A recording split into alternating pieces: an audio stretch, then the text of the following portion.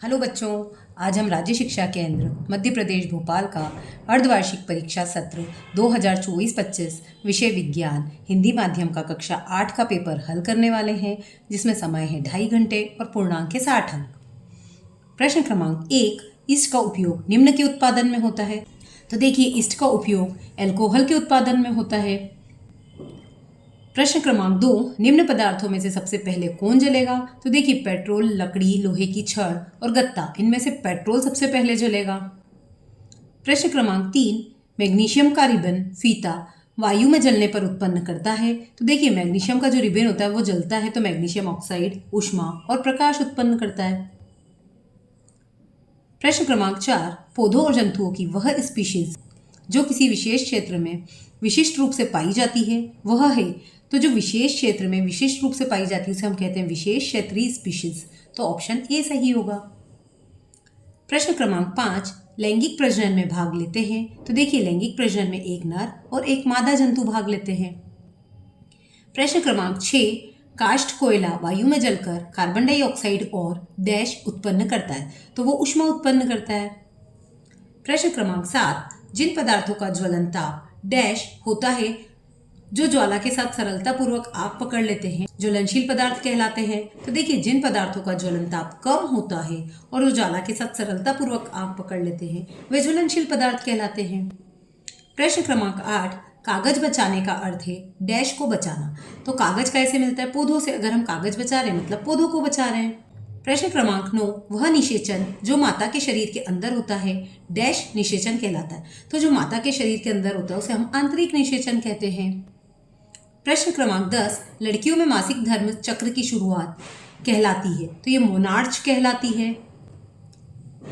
प्रश्न क्रमांक 11, शिशु एवं बच्चों को टीका क्यों लगाया जाता है? शिशु एवं बच्चों को टीका इसलिए लगाया जाता है ताकि उनके शरीर में रोग पैदा करने वाले सूक्ष्म जीवों से लड़ने के लिए प्रतिरक्षी बन सके या एंटीबॉडीज बन सके और शरीर उन रोगों से सुरक्षित रह सके। प्रश्न क्रमांक 12, अपने बहुत अधिक व्यावसायिक महत्व के कारण किसे हम काला सोना कहते हैं? तो देखिए, हम पेट्रोलियम को काला सोना कहते हैं। प्रश्न क्रमांक 13, कोयले के प्रक्रमण द्वारा 3 उपयोगी उत्पाद के नाम बताइए। तो देखिए, कोक, कोलतार और कोल गैस, ये 3 उपयोगी उत्पाद के नाम हैं। प्रश्न क्रमांक 14, किन्हीं 2 राष्ट्रीय उद्यानों के नाम लिखिए।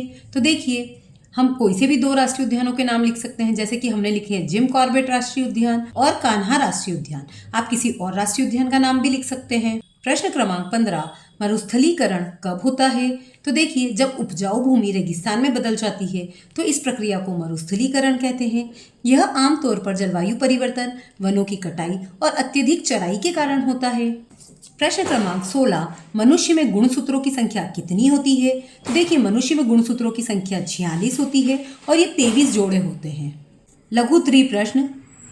प्रश्न क्रमांक 17, एक किसान अपनी भरपूर व अच्छी फसल काटने के बाद उसे भंडारण से पूर्व सुखाना भूल गया है, उसे किन समस्याओं का सामना करना पड़ सकता है? तो देखिए, किसान यदि फसल काटने के बाद उसे सुखाना भूल गया है तो फसल में नमी रह जाएगी।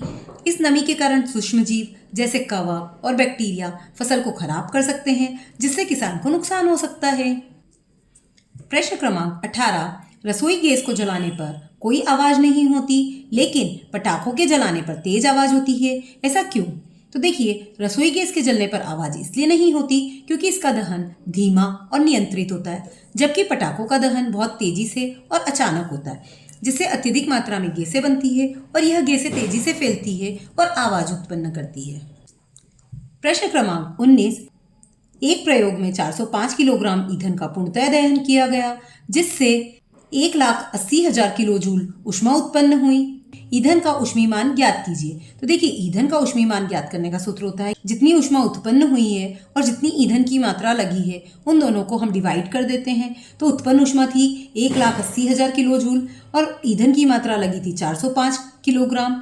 जब हमने इन दोनों को डिवाइड किया तो आ गया 444.44 और किलो जूल प्रति किलोग्राम, क्योंकि ये ऐसा कैसा रह गया। प्रश्न क्रमांक 20, मुर्गी और मेंढक दोनों ही अंडे देते हैं लेकिन दोनों में ही निषेचन की क्रिया अलग अलग प्रकार से होती है, क्यों? तो देखिए, मुर्गी और मेंढक दोनों ही अंडे देते हैं लेकिन मुर्गी में आंतरिक निषेचन मादा मुर्गी के शरीर के अंदर होता है, जबकि मेंढक में बाह्य निषेचन होता है। जहां नर मेंढक बाहर से शुक्राणु छोड़कर उनका निषेचन करता है। प्रश्न क्रमांक 21, निम्न में से जरायुज जंतु और अंडप्रजक जंतु को विभाजित कीजिए। तो देखिए, जरायुज जंतु उन्हें कहते हैं जो सीधे शिशु को जन्म देते हैं, और अंडप्रजक जंतु उन्हें कहते हैं जो अंडा देते हैं।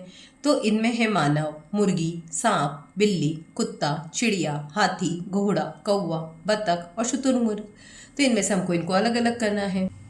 तो जरायुज जंतु में आ जाएंगे मानव, बिल्ली, कुत्ता, हाथी और घोड़ा, और अंडप्रजक जंतु में आ जाएंगे मुर्गी, सांप, चिड़िया, कौवा, बतख और शुतुरमुर्ग। प्रश्न क्रमांक 22, वायुमंडलीय दाब किसे कहते हैं, समझाइए। तो देखिए, वायुमंडलीय दाब किसे कहते हैं? पृथ्वी के चारों ओर स्थित जो वायु की परत होती है उसे हम वायुमंडल कहते हैं, और उसके द्वारा जो दाब लगाया जाता है वही वायुमंडलीय दाब कहलाता है।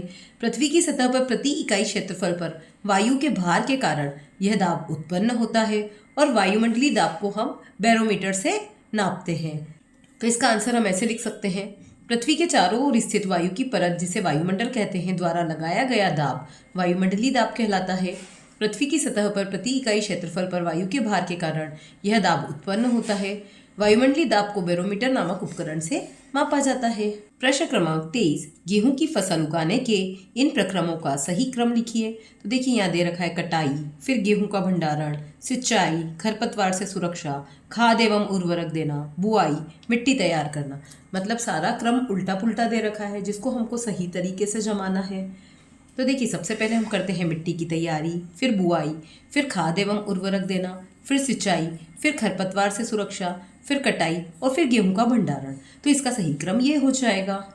प्रश्न क्रमांक 24, निम्नलिखित को हितैषी और हानिकारक सूक्ष्म जीवों में वर्गीकृत कीजिए। तो देखिए, ईस्ट, मलेरिया, परजीवी, लैक्टोबैसिलस, रोटी की फफूंद और राइजोबियम। तो हितैषी में आ जाएंगे हमारे ईस्ट, लैक्टोबैसिलस और राइजोबियम, क्योंकि ईस्ट केक, ब्रेड इनको फुलाने के काम में आता है, लैक्टोबैसिलस दही के काम में आता है, और राइजोबियम प्रकृति में नाइट्रोजन का स्थिरीकरण करने के काम में आता है।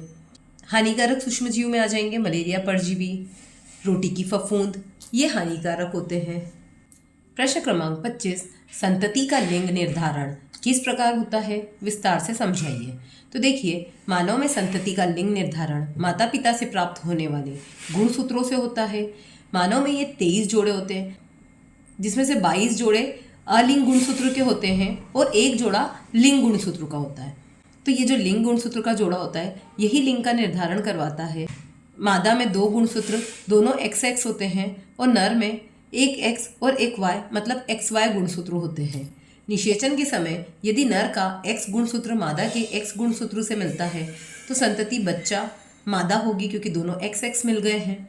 और ऐसे ही यदि नर का Y मादा के X से मिलता है तो क्या मिला, XY, तो बच्चा जो होगा वो नर या बॉय होगा। इस प्रकार संतति का लिंग निर्धारण पिता के गुणसूत्रों पर निर्भर करता है। प्रश्न क्रमांक 26, पहाड़ों पर वायुदाब कम क्यों होता है, कारण सहित लिखिए। तो देखिए, पहाड़ों पर वायुदाब कम होने का मुख्य कारण वायुमंडल के घनत्व में कमी है। जैसे जैसे हम पृथ्वी की सतह के ऊपर जाते हैं वायु की परत पतली होती जाती है। इसका मतलब है कि प्रति इकाई क्षेत्रफल पर वायु के अणुओं की संख्या कम हो जाती है, जिससे वायु का भार और दाब दोनों कम हो जाते हैं। इसलिए पहाड़ों पर वायु दाब मैदानी इलाकों की तुलना में कम होता है।